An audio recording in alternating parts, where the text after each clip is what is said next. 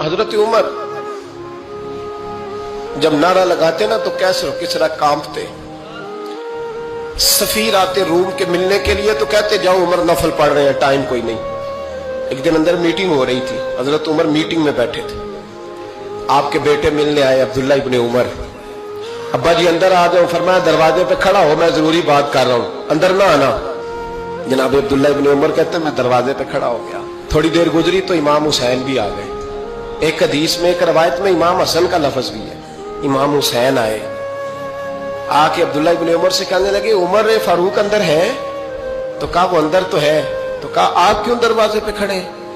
कहने लगे अब्बा जी ने कहा है यहाँ इंतजार करो, मैं कोई जरूरी बात कर रहा हूँ। लेकिन शहजादे मेरे लिए कहा है, मेरे लिए, आप जाना चाहे तो चले जाए। इमाम हुसैन कहने लगे अमीरुल मोमिनीन कोई बात कर रहे होंगे, मैं जोहर के वक्त मस्जिद में मिल लूंगा, जोहर का टाइम आएगा ना तो मैं मस्जिद में मिल लूंगा।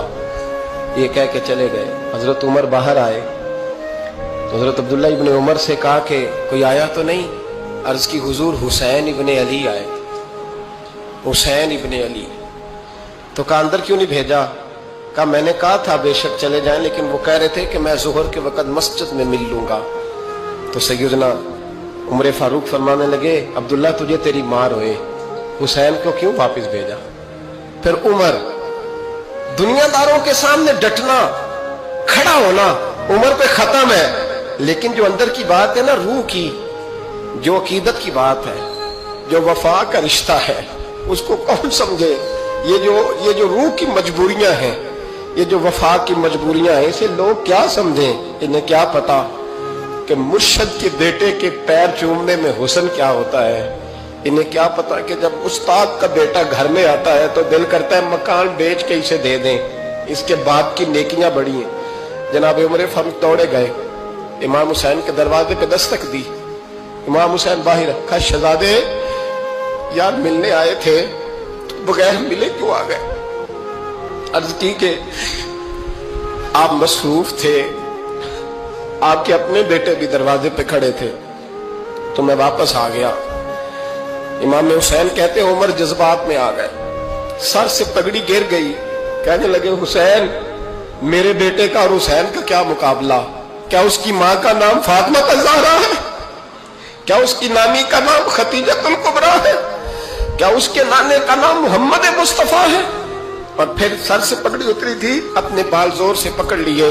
कहने लगे हुसैन मैं ना मक्के में ऊंट चराया करता था और डंडों से मार खाता था अपने बाप से।